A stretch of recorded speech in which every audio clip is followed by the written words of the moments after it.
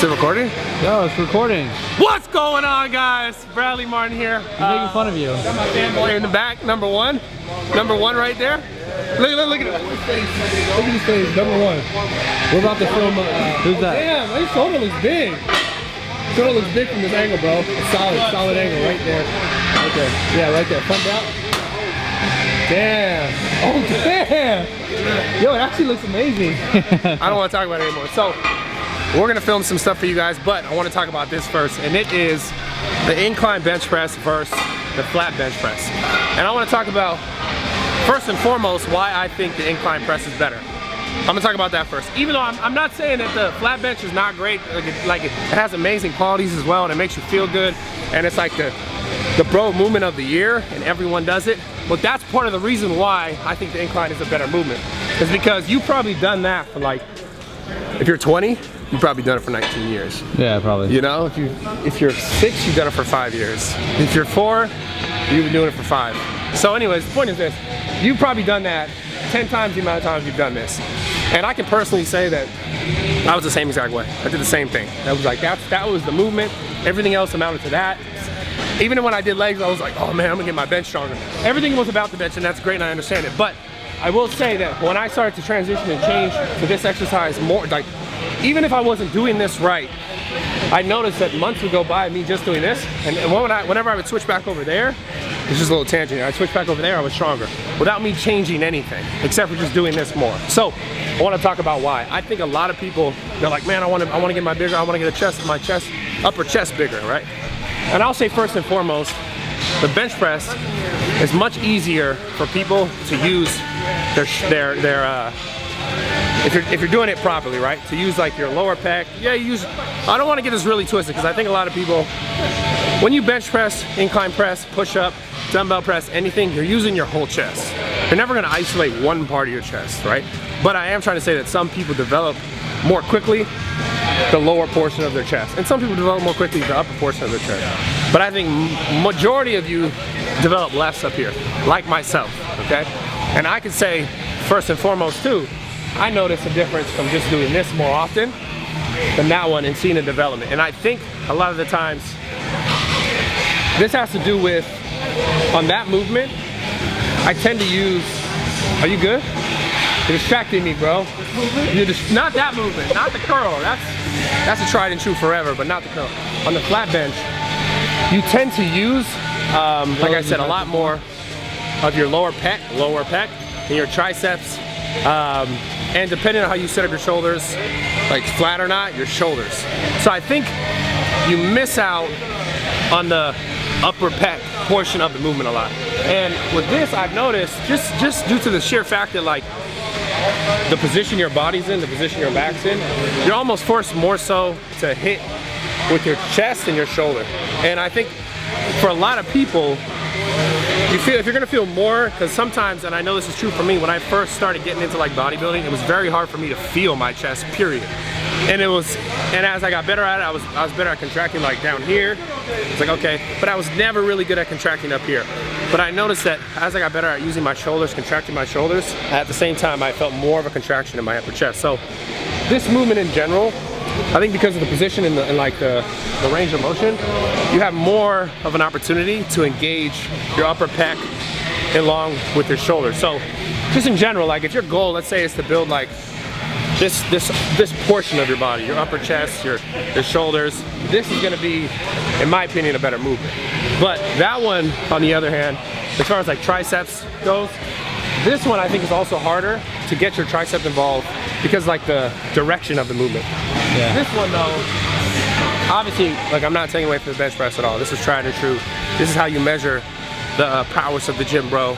And it's essential. But I'm just saying, do your best, try to get more out of the incline, especially if you notice yourself plateauing here. Like, how long have you been doing this for? Like I said, I did it forever before I decided to make a switch. How long? Now, forever, literally, like a year? I think I started incline pressing, like just incline pressing 3 years ago. Where I was like, I'm just doing incline press. Yeah. And then I saw a drastic change.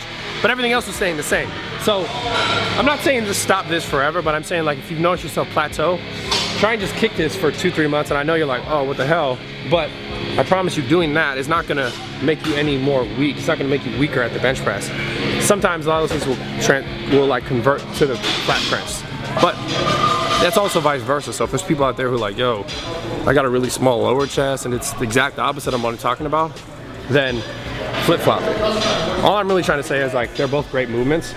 I will say the incline press is super underrated. I think people just, like I said, this is the go-to, but I think you get a lot more. Like nowadays, I'm just gonna tell you guys the truth. I incline press a lot more, not weight, but a lot more often than I flat barbell bench press. And I notice I get a better pump in my upper chest, I get a better pump in my shoulders, I get less of a pump in my tricep, but that's why I do direct tricep work.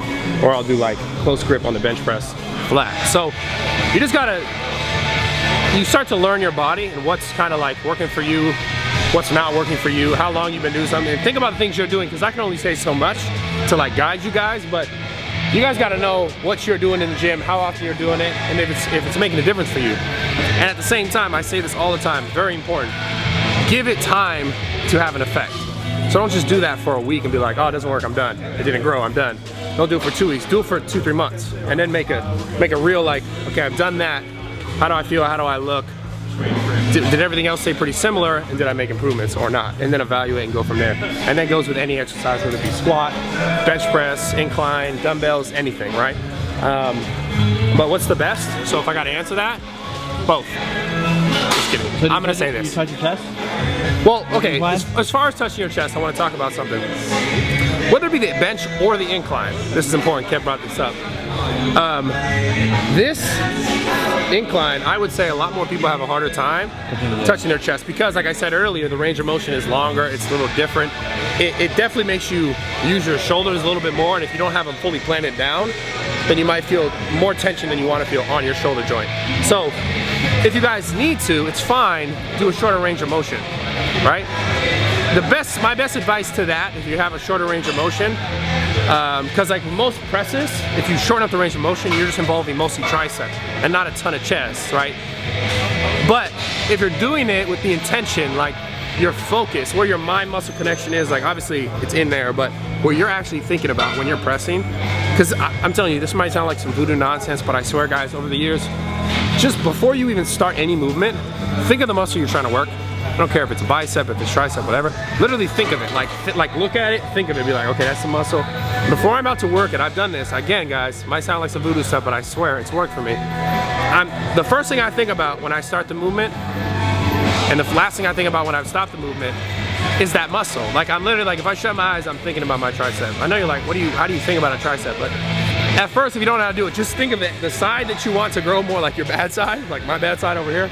You're thinking about this, starting and ending the movement with the muscle. So when Kev's talking about range of motion, I do think range of motion, full range of motion is important. But if you can't because of your shoulders are too tight, do your best to, right when you start the movement, the incline, think about like allowing the weight to come down, putting pressure on your chest and having your chest carry that. Like think about it, shut your eyes, meditate a little bit, I don't know. Have your chest carry that. And then the first thing that presses it up is the chest. Let's say the portion you want it to be, and just think harder. I know it sounds weird, but because you think like, oh, you just lift weights, that's all you got to do. But it's not what Arnold did. Yeah, that's not what Arnold did. I mean, truthfully, that's not what I've done. And as over time, I've learned to like really thinking about what you're doing is going to benefit you so much more than you might actually think. Saw that play on words? That pun intended. Like thinking, it really wasn't funny, but a lot of what I do these days is not funny. It's more serious. We're very serious. We're business oriented. We're serious. We're focused on results. Serious person. Yeah, just contact me, $49.99, 3 times a month. I got you guys, but if you do it now, it's free. Because it's free anyways, it's YouTube.